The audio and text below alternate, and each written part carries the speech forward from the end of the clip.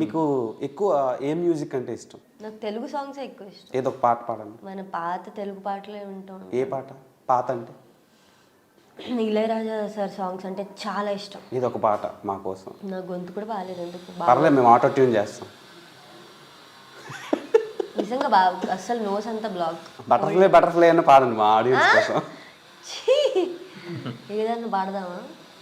నీకేం నువ్వు కూడా అలా అందుకో. చేస్తా మాటే రాని చిన్నదాని కన్నులు అందాలన్నీ పల్లవించి ఆలపించే పాట ఇది మైకా ప్రేమే నాకు పంచే జ్ఞాపకాలు రా. Okay, thank you so much. And మీకు బ్రో క్వశ్చన్ ఏంటంటే, మళ్ళీ నెక్స్ట్ బిగ్ బాస్ ఛాన్స్ వస్తే వెళ్తావు? ఎందుకు బ్రో అంత దీనిగా ఫ్రస్ట్రేటెడ్గా చెప్తున్నారు? ఫ్రస్ట్రేషన్ ఏం లేదు, బేసికలీ నాకు ఫస్ట్ నుంచి బిగ్ బాస్ అంటే ఇంట్రెస్ట్ లేదు. నేను కూడా అంత ముందు షోని కొంచెం కామెడీ చేసుకునేవాడిని. మరి ఎందుకు వెళ్ళారు? చెప్తా, వస్తాను అక్కడికే వస్తా. బిగ్ బాస్ యూజువల్లీ ఏంటంటే పక్కింట్లో మనం జరిగే గొడవలు, క్యూరియాసిటీ, అది కదా బేసికలీ అట్రాక్ట్ చేసేది ఏంటి, ఆ డ్రామా. అక్కడ గొడవలు పెట్టుకుంటే కానీ సర్వైవ్ అవ్వలేము. అక్కడ ఇవ్వాల్సిన కంటెంట్ ఈధర్ గొడవలు ఉండాలి, ఓర్ లవ్ ఉండాలి, ఓర్ సింపతి, ఓర్ కామెడీ. ఇవి చేస్తేనే అక్కడ సర్వైవ్ అవుతాం. బ్యాక్ బిచ్చింగ్ బ్యాక్ బిచ్చింగ్ అని అనలేం కానీ దాన్ని ఇంకొక పదం ఏదో ఉంది దానికి, ఏదోలే గాసిపింగ్. సో నాకు తెలిసినంతవరకు అది ఓటింగ్కి సంబంధం ఏం లేదు. నాకు వచ్చిన ఇన్ఫర్మేషన్ ప్రకారం ఓటింగ్ కమ్స్ లాస్ట్. అండ్ నేను బిగ్ బాస్ ఎందుకు వెళ్ళానంటే, నేను అంతకుముందు నా యాక్టింగ్ కెరీర్ స్టార్ట్ చేశాక షార్ట్ ఫిల్మ్స్, యూట్యూబ్లో వెబ్ సిరీస్లు ఇవన్నీ చేసుకుని మూవీస్లో గ్రాడ్యుయేట్ అయ్యాక నాకు రోల్స్ చాలా కష్టం మీద వచ్చేవి. బట్ ఏదో అడిగేసి మొత్తానికి 2 సినిమాల్లో వన్ ఆఫ్ ద లీడ్స్గా వేసాను. ప్లేబ్యాక్ అని, పెళ్లి కూతురు పార్టీ అని. అంతకుముందు సపోర్టింగ్ రోల్స్ వేసా, ప్రేమంలో, వరడుగామంలో. సో లీడ్గా నేను గ్రో అవ్వదు అనుకుంటే అది నాకు చాలా ఇబ్బందిగా ఉండేది. ఈజీగా వచ్చేవి కాదు ఆఫర్స్ నాకు. ఏమన్నా అంటే మార్కెట్ లేదు, రీచ్ లేదు, ఎక్స్పోజర్ లేదు అనేవాళ్ళు. సో అది బ్రేక్ చేద్దాం, దానివల్ల బిగ్ బాస్కి వెళ్ళడం జరిగింది. ఏదో బిగ్ బాస్ టైటిల్ కొట్టేయడానికి అయితే అలా. సో ఇప్పుడు ఆల్రెడీ నాకు ఆ పర్పస్ సర్వ్ అయిపోయింది. మొన్న వెళ్ళా బిగ్ బాస్కి, నా గురించి ఆడియన్స్కి తెలిసింది. సో ఇంకా కొత్తగా నేను అక్కడికి వెళ్ళి ప్రూవ్ చేయాల్సిన అవసరం ఏం లేదనుకుంటున్నాను నేను. Okay, super. కుషిత, మీకు ఛాన్స్ వస్తే వెళ్తారా హౌస్లోకి? నాకు అలా గొడవలు పడ్డం నచ్చదు. మనం ఏదన్నా ప్రేమగా శాంతిగా చెప్తూ ఉంటాం. సో అంత గట్టిగా అరిచేసి మీరు ఎంత శాంతిగా చెప్పారో నేను సాక్షి టీవీలో చూసాను. ఆబ్వియస్ మరి అది నా వరకు వస్తే మాత్రం నేను రియాక్ట్ అవుతాను, కానీ అనవసరంగా గొడవలు పడలేను నేను. నాకు అది నచ్చదు. ఓకే, అక్కడ గట్టిగా అరిచేసి గొడవ పడాలంటే అమ్మో నా. ఇందాకలా వేరే ఇంటర్వ్యూలో చూస్తున్నాను, నేను రెమ్యునరేషన్ కోసం సినిమాలు చేయటం లేదా అని అన్నారు. అవును, డబ్బు కోసం అయితే కాదు. సరే, ఒక మంచి అంటే డబ్బు కోసమే మాత్రం అయితే కాదు, వర్క్ చేసినందుకు అందో ఇంతో తీసుకోవాలి, కానీ అదే దానికోసం అయితే కాదు.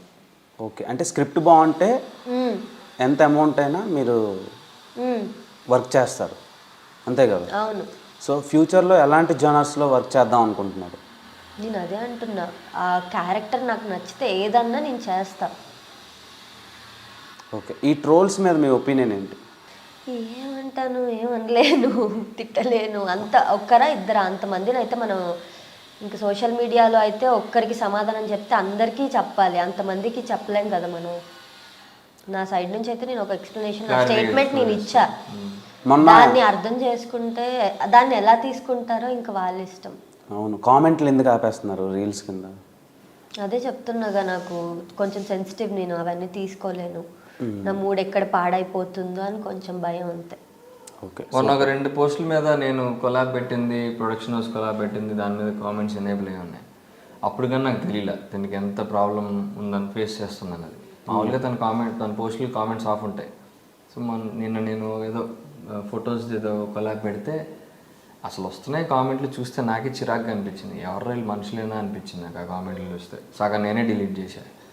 అంటే మరీ ఇంత వర్స్ట్గా తయారయ్యారా మనం, మరీ ఇంత క్యారెక్టర్లెస్సా అనిపించింది నాకు. అంటే ఇప్పుడు మళ్ళీ అవన్నీ ఫేకే.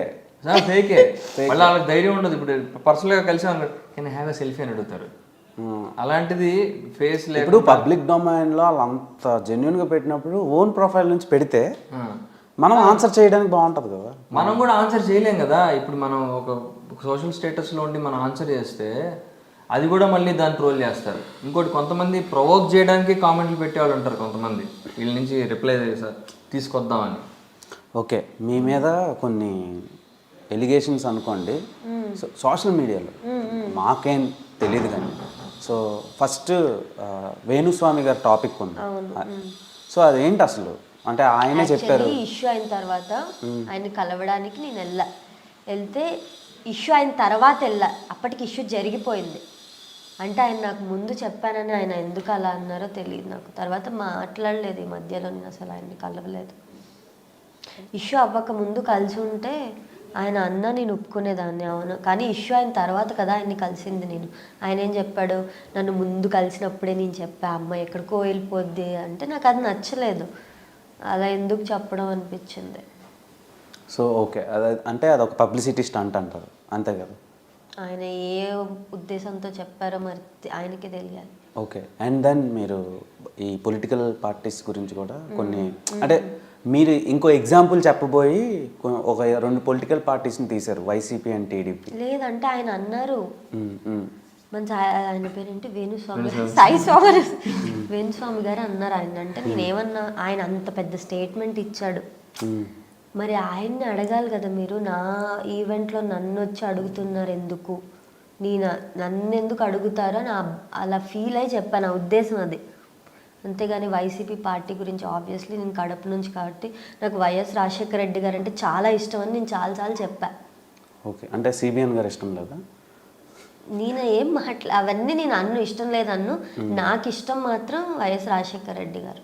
ఓకే డన్, అదే ఒక చిన్న క్లారిఫికేషన్ కోసం. So I mean she can have our opinion కదా. అవును అవును, ప్రతి ఒక్కరికి ఒక ఒపీనియన్, ఒక ఇష్టాలు ఉంటాయి. She supports him, we need to respect her choice. అలా నువ్వు వాళ్ళని సపోర్ట్ చేస్తావా, నువ్వు చేయవా అని చెప్పి అబ్యూజ్ చేయాల్సిన అవసరం లేదు. నేను సపోర్ట్ చేయట్లేదు, ఆయన ఇప్పుడు పాపం ఆయన లేరు, ఆయన అప్పుడు చాలా చేశారు కాబట్టి ఆయన అంటే ఇష్టం. అందుకే మిగిలిన వాళ్ళ గురించి నేను మాట్లాడను, ఆయన అంటే నాకు ఇష్టం. వాళ్ళ ఫాదర్ అంటే, జగన్ గారి ఫాదర్ అంటే నాకు చాలా ఇష్టం. దట్స్ హర్ చాయిస్, తన ఇష్టం అది, దాన్ని మనం కామెంట్ చేయాల్సిన అవసరం లేదు నా feeling. Okay, and both of you, ఈ ఫ్లెమింగోస్ అంటే ఏంటిది? వలస పక్షుల. ఓకే, ఈ సినిమాకి మీ ఇద్దరు క్యారెక్టర్స్ హెల్ప్ అవుతున్నాయా, మీకు ఈ సినిమా హెల్ప్ అవుద్దా? I think both, vice versa. అంటే ఖచ్చితంగా మేము లేకపోతే సినిమా స్టోరీ నడవదని అనుకుంటున్నాను నేను, అంతే కదా. మా క్యారెక్టర్స్ ఉన్నాయి కాబట్టి మేము ఇక్కడ ఉన్నాం, మంచి క్యారెక్టర్లు కాబట్టి అందుకే సైన్ చేసాం, అందుకే సినిమా చేసాం. At the same time definitely మేము ఈ సినిమాకి కూడా ప్లస్ అవుతుందని అనుకుంటున్నాం మేము. నాకైతే సినిమా ప్లస్ అవుతుంది, ఎందుకంటే నా ఫస్ట్ డెబ్యూ తమిళ్లో, కన్నడలో రిలీజ్ చేస్తున్నారు అంటే అది నాకు చాలా పెద్ద విషయం. డైరెక్టర్ సార్కి చాలా థ్యాంక్స్ చెప్పాలి, అలాగే ప్రొడ్యూసర్కి కూడా. మీరేం తింటారు? ఎక్స్ప్రెషన్ ఎలా పెట్టాడు, మీరేం తింటారు? నేను ఎక్కువ పప్పు, చికెన్ కర్రీ, రసం, రైస్ అలా ఇష్టం. నాకు ఇంట్లో ఫుడ్ అంటే చాలా ఇష్టం. నేను అందం తింటారేమో అనుకున్నా, అందుకని. సో ఫైనల్గా last but not the least, flamingos అని పెట్టారు. బాబు ద బుల్షిట్ గై ట్రైలర్ కొంచెం ఇంప్రెసివ్గానే అనిపిస్తుంది. ఆడియన్స్కి రీచ్ అవుద్దో లేదో మనమైతే ప్రిడిక్ట్ చేయలేం. మీరు ఎలా చెప్తారు ఆ కామన్ ఆడియన్కి సినిమాకి రమ్మని మీరు ఎలా అడుగుతారు? అంటే ఇప్పుడు ఈ మధ్యకాలంలో తెలుగు సినిమాలు ఎక్కువ కాన్సెప్ట్ ఓరియంటెడ్ బాగా నడుస్తున్నాయి. సో మాది కూడా ఒక కాన్సెప్ట్ ఓరియంటెడ్ ఎమోషనల్ థ్రిల్లర్. మీరు ట్రైలర్ చూసుంటే ఇందులో ఒక కిడ్నాప్ డ్రామా ఉంది, అండ్ ప్లాట్ లైన్ చాలా చోట్ల చెప్పా, మళ్ళీ చెప్తా. బేసికల్లీ మీరు ఒక వీకెండ్ గెటేవేకి ఒక విల్లాకి వెళ్తే అక్కడ చేసే పనుల్ని మిమ్మల్ని కిడ్నాప్ చేస్తే ఏంటి పరిస్థితి అన్నది ప్లాట్ లైన్. సో దాని చుట్టూ జరిగే బ్యాక్ స్టోరీస్, అక్కడ ఉండే లవ్, అంటే మా ఇద్దరికి లవ్ స్టోరీ ఉంది, ఇంకో ఇద్దరు క్యారెక్టర్స్ ఉన్నారు, వాళ్ళకి ఒక మాసీ లవ్ స్టోరీ ఉంది, కొంచెం ఎమోషనల్ మూమెంట్స్ ఉన్నాయి, ఫైట్స్ ఉన్నాయి, అండ్ మంచి థ్రిల్లర్ మూమెంట్స్ ఉన్నాయి. సో ఇవన్నీ మంచిగా ట్రై చేసాం సెట్ చేయడానికి ఈ సినిమాలో. సో మా కంటెంట్, మా ట్రైలర్స్ కానీ మా సాంగ్స్ కానీ నచ్చితే please give us a chance, kindly watch our film in theatres, please encourage and support us. Okay, keep entertaining us and keep rocking both of you. So మీకు all the best, మీకు congratulations.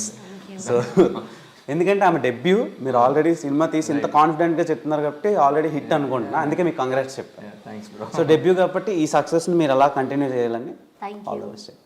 So ఇంతే క్యూట్గా ఇంకొక 10-15 years ఉంటూ మమ్మల్ని entertain చేయండి. ఇన్స్టాగ్రామ్లో చీరలతో కాకుండా బిగ్ స్క్రీన్లో కూడా మంచి ఎక్స్పోజర్తో ఎక్స్పోజర్ అంటే ఇన్ ద సెన్స్ మీ స్క్రీన్ ప్రెజెన్స్తో ఎంటర్టైన్ చేయాలని కోరుకుంటున్నాం. కావాలని మరీ స్ట్రెస్ చేసి చెప్పామనిపించింది. లేదు bro, నాకు అవన్నీ తెలియదు. సో మా మూవీ చూడడానికి థియేటర్కి తప్పకుండా రండి. 8th మార్చ్ రిలీజ్ అవుతుంది. ప్రతి ఒక్కరు మీ సిస్టర్తో, మీ తమ్ముడితో, మీ చెల్లితో, ముసలమ్మలు కూడా వచ్చి చూడొచ్చు. మాది చాలా అంత ఫ్యామిలీస్ వచ్చి కూర్చొని చూసే మూవీ. కామెడీ ఉంటుంది, రొమాన్స్ అంటే ముద్దులు ఉండవు, రొమాంటిక్ ఉంటుంది. రొమాన్స్ అంటే ముద్దు మాత్రమే కాదు కదా.